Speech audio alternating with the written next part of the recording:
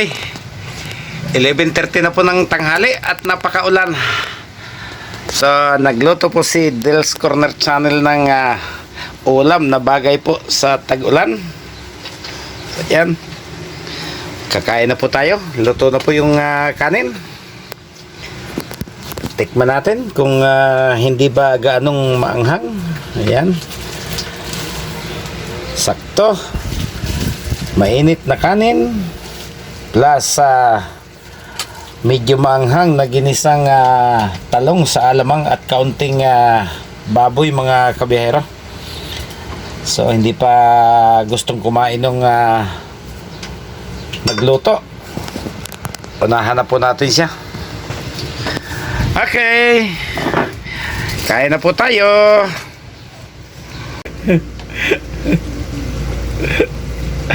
Ayan. Subukan na po natin. Plus may isa pang prito kagabi. Okay na yan. Plus saging. So kain na po tayo. Marami pa po tayong gagawin pagkatapos po nating kumain. Mauna na po tayong mananghali.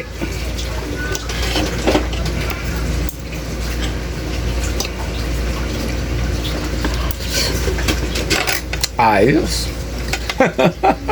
Manghang. Walang anghang? Meron. Ha? Manghang.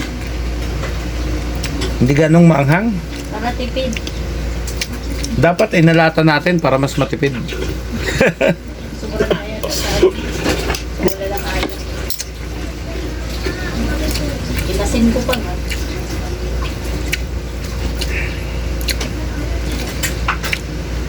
So medyo matagal-tagal pa po yung biyahe natin. Ang sunod po nating schedule ay sa Pizza 25. Hindi pa po natin alam kung saan lugar tayo naka-schedule na magpunta. Sana sa malayo-layo namang lugar para maiba naman yung ating content mga kabiyahero.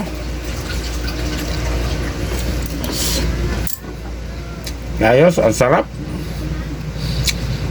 Inadobong talong sa alamang na may baboy at may siling labuyo. So hindi po inubos yung alamang doon sa talong, kaya may puro pa ring alamang.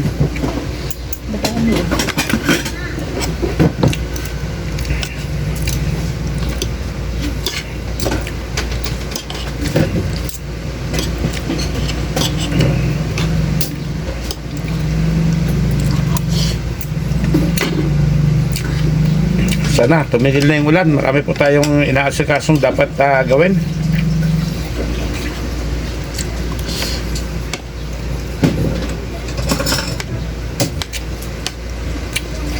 Magkano bang kilo ng talong ngayon? 160 na tayo. 160? O, 60 plus yan na. Apat na piraso. Ay, 120 yata yun. Pero maganda yung alamang ha. Walang amoy. Bago. Oo. Tsaka yung talong, wala na yung isang may uod. Maganda lang.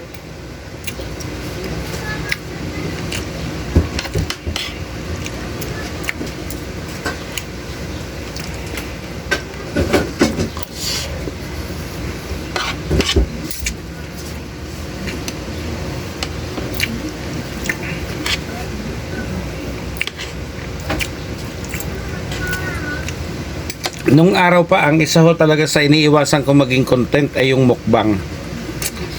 Kasi kahit monetize na po tayo,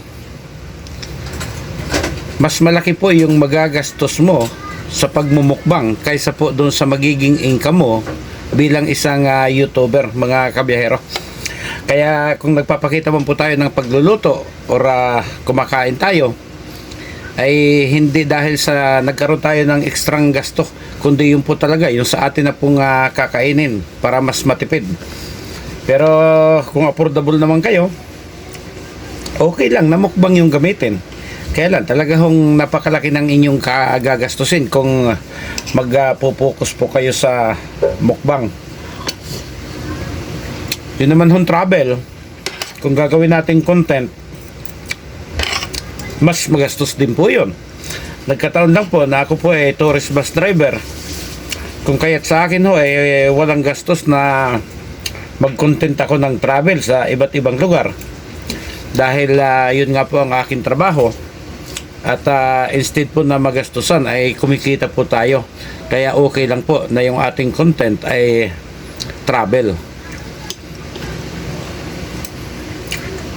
Doon ho tayo medyo nakalamang doon sa ibang nagta-travel na kinakailangan gumastos ng malaki sa hotel, sa pagkain, sa gasolina para makarating at makapag-content ng iba't ibang lugar, mga kabiyahero. Kaya kung yung nangangarap na maging isang content creator, mas maganda kung yung kanyang magiging focus ay doon sa kung ano yung kanya po mismong regular na ginagawa o hanap buhay. Dahil kahit papano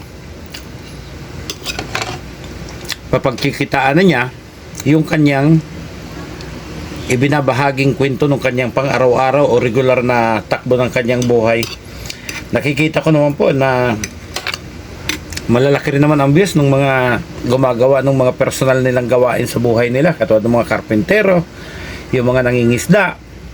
So hindi nila kinakailangan mag-extra effort pa para makagawa ng mga iba't ibang content, dahil nga po yun naman talaga yung kanilang regular na takbo ng kanilang pamumuhay na ibinabahagi lang po nila sa atin. At okay naman, maganda rin naman yung nagiging resulta ng kanilang mga views.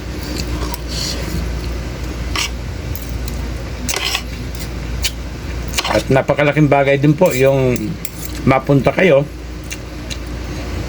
sa isang grupo ng mga content creator, kasi may mga grupo-grupo din yan na sigurado pong hindi kayo pagkakapirahan. At sa halip na kayo pagkitaan, kayo pa yung nabibigyan nila ng suporta kahit sa kaunting mga palipad-lipad na yan, mga pakulay.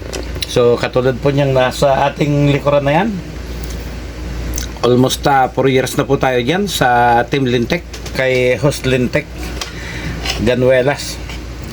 So matagal na po tayo dyan, at kahit tayo po layas at namamasyal sa kung saan saan,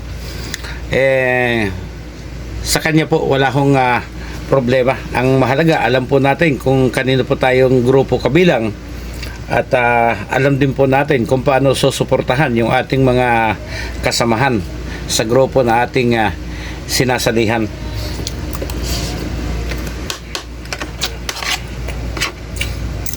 Tsaka dapat yung nasasalihan po ninyong grupo, natutulungan kayo hindi lamang sa views, hindi lamang sa kung ano-anong klaseng suporta, pero mahalaga rin po na yung mga bagay na ikadadali na kayo kumita ay natutulungan po kayo nung grupo na inyo pong nasasalihan, at hindi yung kayo pa yung pagkikitaan, mga kabiyahero. So kung tayo man po nakakatagpo ng mga matatapat na grupo, yun hong pagpapalipad at bibigay ng kaunting tulong, okay din naman po yun. Lalo na po kung sila naman tinutulungan din tayo doon sa field po na ating napili, katulad nga po nitong pagiging content creator, mga kabiyahero.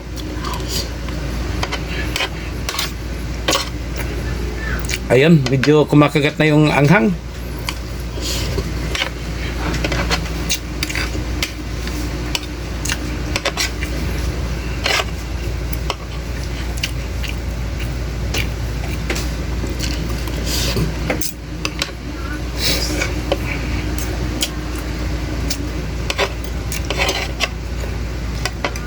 Baka mabilaukan ako kung talak ako ng talak.